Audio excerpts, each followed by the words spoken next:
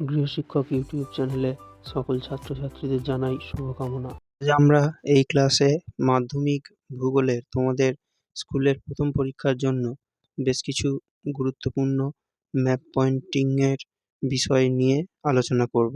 ঠিক আছে? তোমাদের স্কুলের যে পরীক্ষা সেখানে তোমাদের 5 নম্বর মতো ম্যাপ পয়েন্টিং থাকবে। সেই জন্য আমরা তোমাদের বেশ কিছু গুরুত্বপূর্ণ ম্যাপ পয়েন্টিংগুলো করিয়ে দিচ্ছি। তোমরা এগুলো খুব ভালোভাবে প্র্যাকটিস করবে। আর আমাদের চ্যানেলটা এখনো সাবস্ক্রাইব যারা করোনি তারা সাবস্ক্রাইব করে বেল আইকনটা প্রেস করে রাখবে। তাহলে আমাদের চ্যানেলের নতুন ক্লাসগুলো তোমরা অবশ্যই দেখতে পাবে। ঠিক আছে? আর আমাদের ক্লাস যদি তোমাদের ভালো লাগে তাহলে তোমরা অবশ্যই লাইক করবে। আর আমাদের এই ক্লাসগুলো তোমরা বন্ধুদের মধ্যে শেয়ার করবে।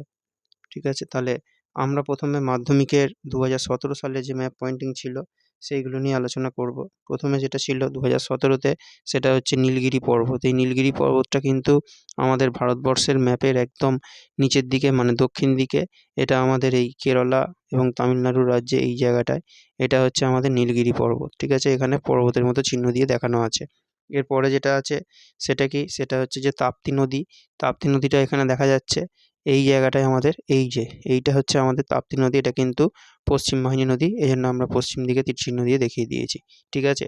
আচ্ছা, এর পরের প্রশ্ন যেটা ছিল সেটা হচ্ছে যে বছরে দুবার বৃষ্টিপাতযুক্ত অঞ্চল। এটাও মাধ্যমিকের 2017-রই এই যে এই জায়গাটা তামিলনাড়ু আমরা জানি।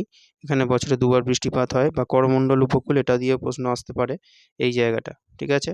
আর এরপরে যেটা ছিল পূর্ব ভারতের একটি ল্যাটেরাইট মৃত্তিকাযুক্ত অঞ্চল। এটা আমাদের এই পশ্চিমবঙ্গ এবং ঝাড়খণ্ড এই দুটো জায়গায় আমরা বলবো।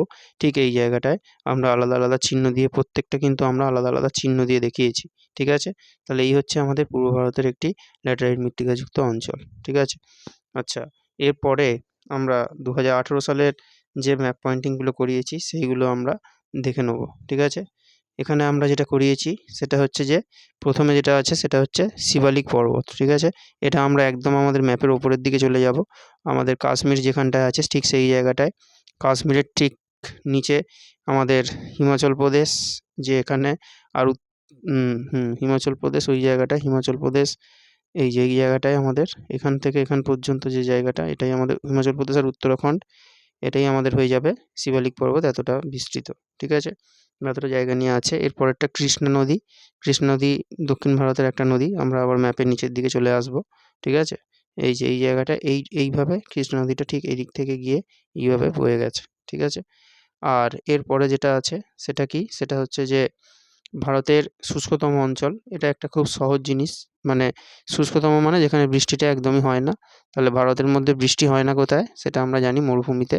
তাহলে সেই জন্য আমরা ভারতের একদম মরুভূমি অঞ্চলটা দেখে নেব।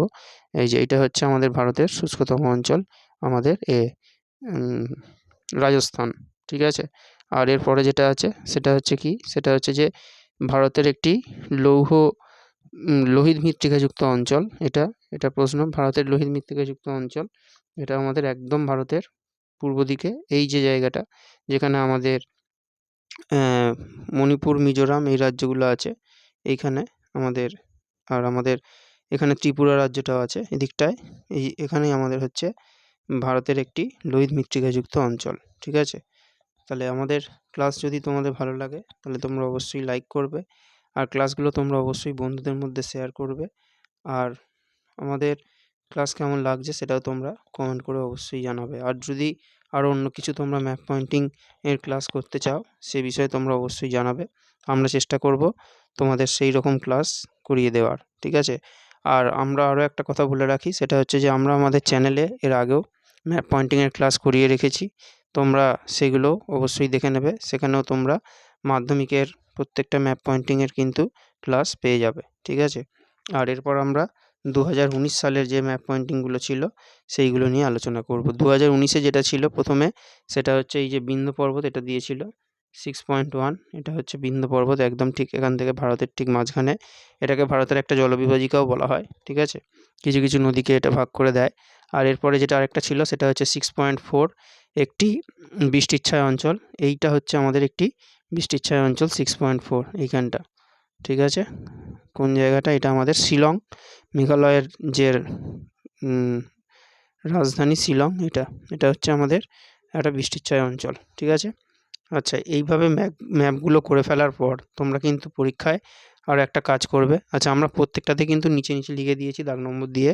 সেটা তোমরা ভালোভাবে দেখে নিয়েছো। প্রত্যেকটাই যেমন এই যে শুষ্কতম অঞ্চল 6.3 আমরা এখানে কিন্তু এটা লিখে দিয়েছি। ঠিক আছে? তোমরা পরীক্ষায় যে কাজটা করবে সেটা হচ্ছে এরপর তোমরা এরকম একটা বক্স করে নেবে। তোমাদের যেটা পাতা বা তোমাদের যে ম্যাপের জন্য যে ম্যাপ পয়েন্টিংয়ের জন্য যে তোমাদের পাতা দেবে স্কুল থেকে, ভারতের ম্যাপ একটা যে দিয়ে দেবে, সেখানে তোমরা এরকম একটা বক্স করে নেবে। বক্স করে তোমরা একটা ইন্ডেক্স বলে একটা লিখে নেবে। সেখানে তোমরা আগে দাগ নম্বরগুলো দিয়ে দেবে যেভাবে আমরা দিয়েছি, এবং তার পাশে যে চিহ্নগুলো আলাদা আলাদা করে যেগুলো আমরা দেখিয়েছি, পর্বত হলে পাহাড়ের মতো ছবি আঁকতে হবে, নদী হলে একটু আঁকাবাঁকা করে দিলেই হয়। ঠিক আছে? আর এরপরে যেমন দুবার বৃষ্টিপাতযুক্ত অঞ্চলে আমরা সোজা লাইন টেনেছিলাম, আর পূর্ব ভারতের একটি ল্যাটেরাইট মৃত্তিকাযুক্ত অঞ্চলে আমরা যোগ চিহ্নের মতো করে দেখিয়েছি। ঠিক আছে? আর শুষ্কতম অঞ্চল আমরা ওই বিন্দু বিন্দু দিয়েছি, বা লৌহ মৃত্তিকাযুক্ত অঞ্চলে আমরা ওই বৃষ্টির মতো ওই জলের মতো চিহ্ন দিয়ে দেখিয়েছি। এইভাবে তোমরা কিন্তু প্রত্যেকটাকে আলাদা আলাদাভাবে বোঝাতে হবে। ঠিক আছে? তাহলে এই মানে ম্যাপ করার পরে এটা তোমরা অবশ্যই করবে। এতেই কিন্তু পুরো নম্বর পাওয়া যাবে। ঠিক আছে? পরের ক্লাসে আমরা তোমাদের এরকম আরও কিছু গুরুত্বপূর্ণ ম্যাপ পয়েন্টিং এর বিষয়ে আলোচনা করব।